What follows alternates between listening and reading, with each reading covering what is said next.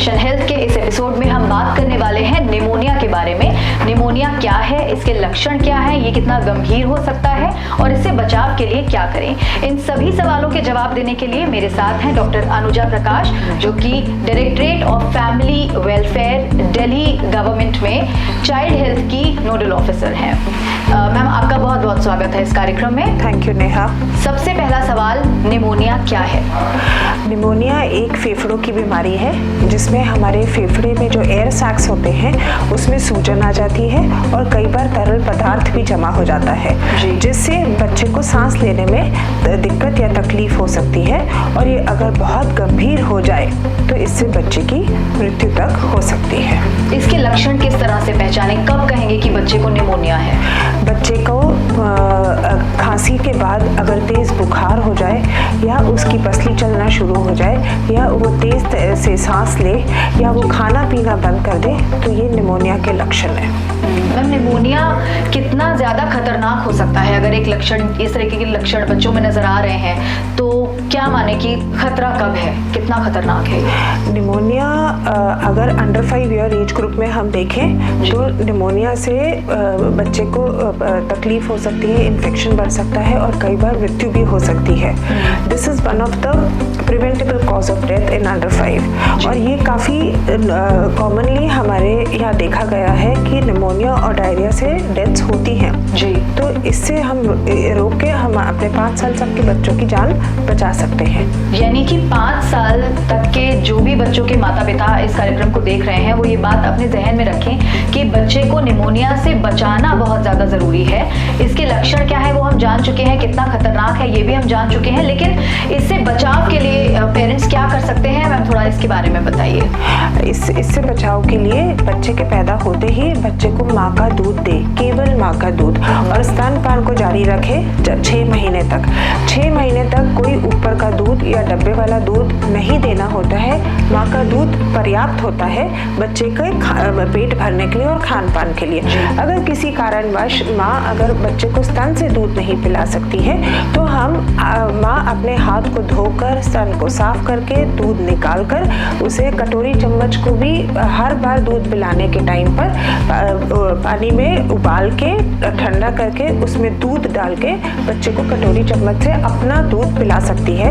लेकिन ऊपर का दूध 6 महीने तक बिल्कुल नहीं देना है। यानी 6 महीने तक सिर्फ स्तनपान, ना बोतल ना डब्बे का दूध, कुछ भी नहीं, सिर्फ स्तनपान कराना है। बिल्कुल। 6 महीने के बाद के लिए क्या करना चाहिए? 6 महीने के बाद अगर हम बच्चे को स्तनपान के साथ साथ पौष्टिक आहार शुरू करें, जो कि हम धीरे धीरे शुरू करते हैं। ये पौष्टिक आहार हमें 2 साल तक देना है बच्चे को और साथ में स्तनपान कराना है, जिससे बच्चे की इम्यूनिटी बहुत अच्छी बन सकती है।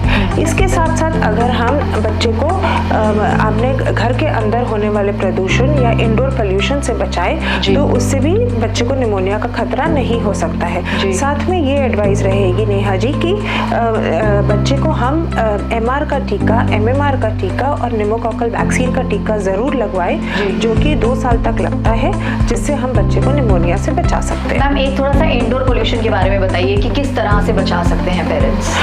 इंडोर पोल्यूशन के लिए, क्योंकि यूजुअली हम दिल्ली में तो चूल्हे में खाना बहुत कम बनता है, पर जहाँ पे चूल्हे में खाना बनता है हम एडवाइस करते हैं कि चूल्हे पे खाना ना बनाएं। और वैसे भी अगर घर में खाना बन रहा होता है तो हमारी ये एडवाइस रहती है कि जब बच्चा सो रहा होता है तब घर पे खाना बनाना अवॉइड करें और जब बच्चा घर के बाहर हो तभी अपनी कुकिंग करें।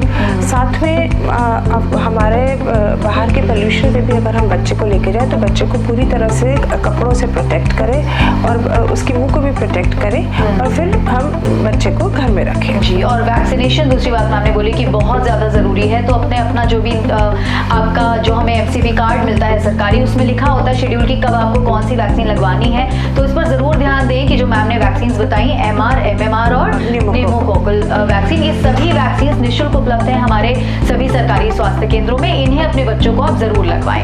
मैम, ये तो बात हो गई लक्षणों की, बचाव की और कितना खतरनाक है हमने जाना। सरकार निमोनिया को लेकर अवेयरनेस के लिए कैंपेन भी चला रही है जिसे हम सांस अभियान कहते हैं, इसके बारे में थोड़ी जानकारी दीजिए। हमारा सांस अभियान हमारे वर्ल्ड निमोनिया डे 12 नवंबर से शुरू हो चुका है और अब वो कंटिन्यू करेगा 28 फरवरी तक।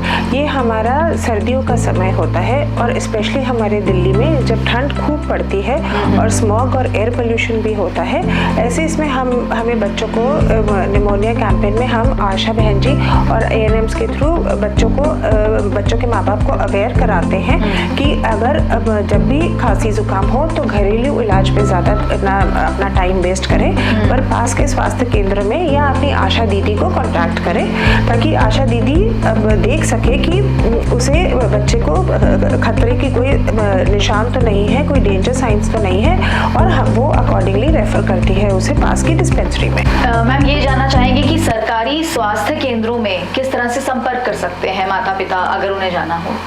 माता पिता के अगर एरिया में आशा दीदी हो तो वो अपनी आशा दीदी को कांटेक्ट कर सकते हैं और आशा दीदी से स्वास्थ्य केंद्र में आशा दीदी उन्हें रेफर कर सकती है। पर जहाँ पे आशा दीदी नहीं हो और अगर बच्चे को तेज बुखार आ रहा हो, पसली खूब तेजी से चल रही हो, सांस लेने में तकलीफ हो रही हो, बच्चा सुस्त लग रहा हो या उसे दौरे पड़ रहे हो, तो उन्हें सोचना नहीं चाहिए, नज़दीकी स्वास्थ्य केंद्र या अस्पताल में बच्चे को तुरंत लेके जाए 102 कैट्स एम्बुलेंस बुलाकर। जी, यानी 102 कैट्स एम्बुलेंस नंबर है जिससे आप निःशुल्क जा सकते हैं सरकारी स्वास्थ्य केंद्र या अस्पताल तक, इमरजेंसी सेवा ले सकते हैं और ये सभी सेवाएं निःशुल्क उपलब्ध हैं दिल्ली सरकार की तरफ से। मैम बहुत बहुत शुक्रिया हमारे दर्शकों को निमोनिया के बारे में बताने के लिए, उसकी अवेयरनेस के लिए, और हम उम्मीद करते हैं कि आपने मैम की बोली हुई सारी बातें सुनी होंगी, समझी होंगी और उन्हें फॉलो जरूर करेंगे। और अधिक जानकारी के लिए, हेल्थ रिलेटेड और ज्यादा टॉपिक्स के लिए आप देखते रहिए मिशन हेल्थ। तब तक के लिए नमस्कार। Thank you ma'am. Thank you.